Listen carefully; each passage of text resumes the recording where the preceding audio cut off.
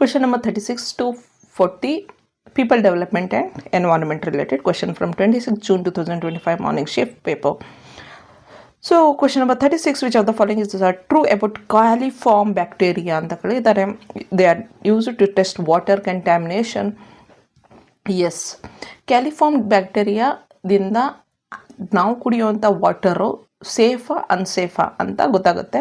So ಇಲ್ಲಿ unsafe ಇದ್ದರೆ ಅದು ಗೊತ್ತಾಗುತ್ತೆ ಕ್ಯಾಲಿಫಾರ್ಮ್ ಬ್ಯಾಕ್ಟೀರಿಯಾದಿಂದ. Coliform bacteria are harmless and cause no disease. This is wrong. ಕೆಲವೊಂದು ಕ್ಯಾಲಿಫಾರ್ಮ್ ಬ್ಯಾಕ್ಟೀರಿಯಾದಿಂದ ಡಿಸೀಸು ಕಾಸ್ ಆಗ್ಬೋದು. They are found naturally in human intestine tract. Yes, true. Their presence in water is an indication of faecal contamination. Yes, faecal contamination ಹೆಂಗಾಗುತ್ತೆ ಅಂದರೆ sewage, like fickle ಅಂದರೆ ಈಗ ನಾವು ಟಾಯ್ಲೆಟಲ್ಲಿ ಏನೇನು ಮಾಡ್ತೀವೋ ಅದೆಲ್ಲ ಏನಾದರೂ ಕುಡಿಯೋ ನೀರಲ್ಲಿ ಮಿಸ್ ಆದಾಗ ಅದನ್ನು ಫಿಕಲ್ ಕಂಟ್ಯಾಮಿನೇಷನ್ ಅಂತ ಹೇಳ್ತೀವಿ. Okay, so ACD is the answer. Next 37 question here. Why is the concentration of carbon dioxide is more in the northern hemisphere than the southern hemisphere ಅಂತ ಕೇಳಿದ್ದಾರೆ.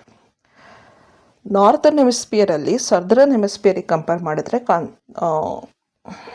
ನೋಡಿ, this is earth, this is northern hemisphere, this is north, south, east, west. ನಮ್ಮ India ಎಲ್ಲಿದೆ? North ಈಸ್ಟಲ್ಲಿದೆ.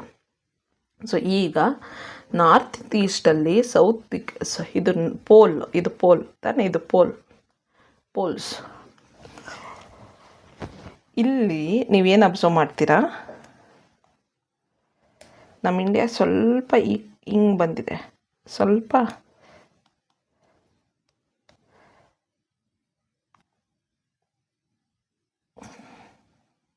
ಹಿಂಗೆ ಬಂದಿದೆ.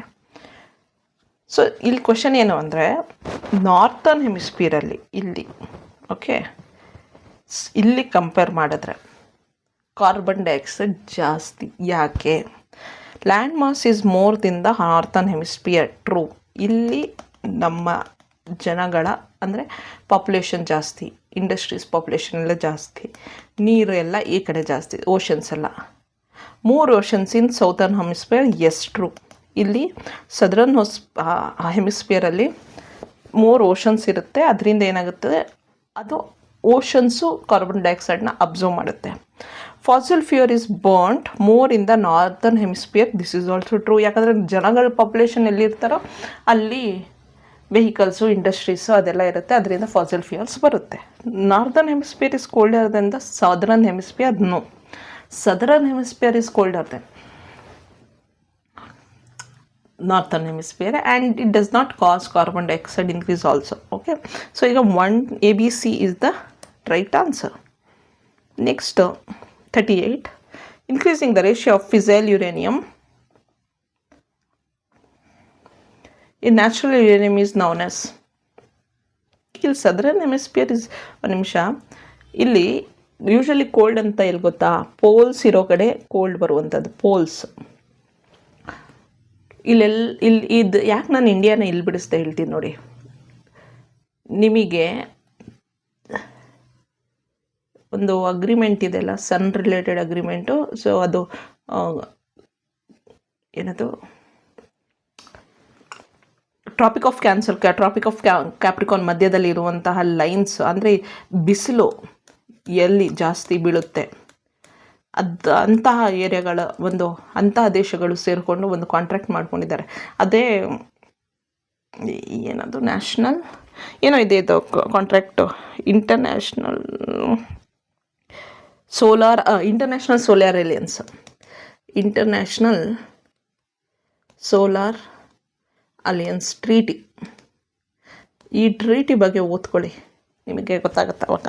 Northern hemisphere, southern hemisphere, ಯಾಕೆ ಅದನ್ನು lines Tropic of Cancer ಮತ್ತು ಟ್ರಾಪಿಕ್ ಆಫ್ ಕ್ಯಾಪ್ರಿಕಾನ್ ಮಧ್ಯ ಬೀಳುವಂತಹ ಕಂಟ್ರೀಸ್ಗಳೇ ಯಾಕೆ ಅದನ್ನು ಮಾಡಿಕೊಂಡ್ರು, ಅದೆಲ್ಲ ಓದ್ಕೊಳ್ಳಿ. Next question number 38, increasing the ratio of fissile uranium in natural uranium is known as. That is known as enrichment.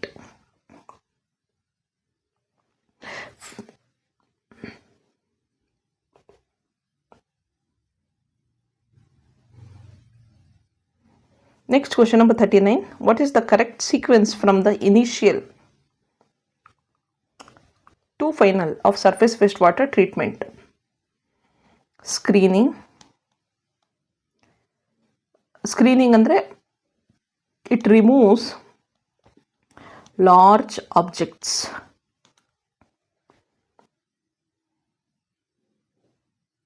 ಒಂದು ಕೆಲಸ ಮಾಡೋಣ. ಲೆಟ್ಸ್ ಸೇ ಒಂದು ಫ್ಯಾಕ್ಟ್ರಿ ಇದೆ ಅಂತ ಅಂದ್ಕೊಳ್ಳೋಣ. Factory, okay. ಈ ಫ್ಯಾಕ್ಟ್ರಿಯಿಂದ ಪೈಪ್ಲೈನ್ ಅಡ್ಜಸ್ಟ್ ಮಾಡಿ ವೇಸ್ಟ್ ವಾಟರ್ ಟ್ರೀಟ್ಮೆಂಟ್ ಮಾಡ್ತಾ ಇದ್ದಾರೆ ಅಂತ ಅಂದ್ಕೊಳ್ಳೋಣ. ಸೊ ಮಾಡುವಾಗ ಫಸ್ಟ್ ನಾವೇನು ಮಾಡುತ್ತಾರೆ ಅಂದರೆ, ನೀರಲ್ಲಿ ಹೋಗುವಂಥ ಅಲ್ಲಿ ವೇಸ್ಟ್ ವಾಟರ್, ಈಗ ದೊಡ್ಡ ಏನೋ ಒಂದು ದೊಡ್ಡ ಪಾರ್ಟಿಕಲ್ಸ್ ಇರುತ್ತಲ್ವ, ಅಂಥದ್ದನ್ನೆಲ್ಲ ರಿಮೂವ್ ಮಾಡ್ತಾರೆ. ಕರೆಕ್ಟ್. ಅದನ್ನೇ ಸ್ಕ್ರೀನಿಂಗ್ ಅಂತ ಹೇಳುವಂಥದ್ದು. ಸ್ಕ್ರೀನಿಂಗ್ ಅದಾದಮೇಲೆ ಸೆಡಿಮೆಂಟೇಷನ್ ಮಾಡ್ತಾರೆ. ಸೆಡಿಮೆಂಟೇಷನಲ್ಲಿ ಹೆವಿ ಪಾರ್ಟಿಕಲ್ಸು ಅಲ್ಲಲ್ಲೇ ಸೆಟ್ಲಾಗ್ಬಿಡುತ್ತೆ. ಲೈಕ್ ಮಣ್ಣು ಅಥವಾ ತುಂಬ ಹೆವಿ ಏನಂತೀವಿ ಸ್ಟೋನ್ಸು ಅಂಥದ್ದೆಲ್ಲ ಇದ್ದರೆ ಅಲ್ಲಲ್ಲೇ ಸೆಟ್ಲಾಗ್ಬಿಡುತ್ತೆ. ನೆಕ್ಸ್ಟು ಫಿಲ್ಟ್ರೇಷನ್ ಏನು ಮಾಡುತ್ತೆ? ಫೈನ್ ಪಾರ್ಟಿಕಲ್ಸ್, ಸ್ಮಾಲ್ ಪಾರ್ಟಿಕಲ್ಸ್ ಇರುತ್ತಲ್ಲ, ಅದನ್ನೆಲ್ಲ ಫಿಲ್ಟರ್ ಮಾಡುತ್ತೆ. ಲಾಸ್ಟಲ್ಲಿ ಡಿಸ್ಇನ್ಫೆಕ್ಷನ್ ಅಂದರೆ ಅದರಲ್ಲಿರುವಂತಹ ಪ್ಯಾಥೋಜನ್ಸ್ ಏನಿರುತ್ತೆ ಅದನ್ನು ಕಿಲ್ ಮಾಡುವಂಥದ್ದು. ಪ್ಯಾಥೋಜನ್ಸ್ ಇನ್ಫೆಕ್ಟ್ ಆಗಿರುವಂಥ ನೀರನ್ನು ಡಿಸ್ಇನ್ಫೆಕ್ಟ್ ಮಾಡುವಂಥದ್ದು ಮಾಡಿ ಆಮೇಲೆ ಅದು ರಿವರಿಗೆ ಹೋದಾಗ ದಟ್ ಈಸ್ ರೈಟ್. ಡೈರೆಕ್ಟಾಗಿ ಇದನ್ನು ರಿವರ್ಗೆಲ್ಲ ಬಿಟ್ಬಿಟ್ರೆ ಏನಾಗ್ಬಿಡುತ್ತೆ ಅಂದರೆ that is wrong. That will affect. Next question number 40. Which of the following are differences between modified Mercalli scale and Richter scale? Richter scale ಅಂತ ಬಂದಾಗ that measures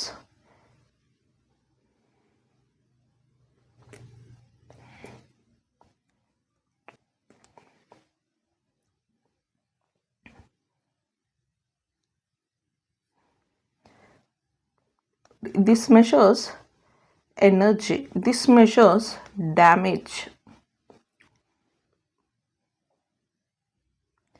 This is logarithm.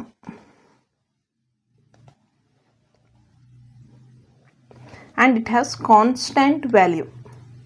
Idu characteristics of Richard scale. But this one varies location to location. ಅಂದರೆ ಒಂದೊಂದು ಲೊಕೇಶನಲ್ಲೂ ಒಂದೊಂದು ರೀತಿ impact ಆಗಿರುತ್ತೆ. Let's say ಒಂದು area ಅಂತ ಅಂದ್ಕೊಳ್ಳೋಣ.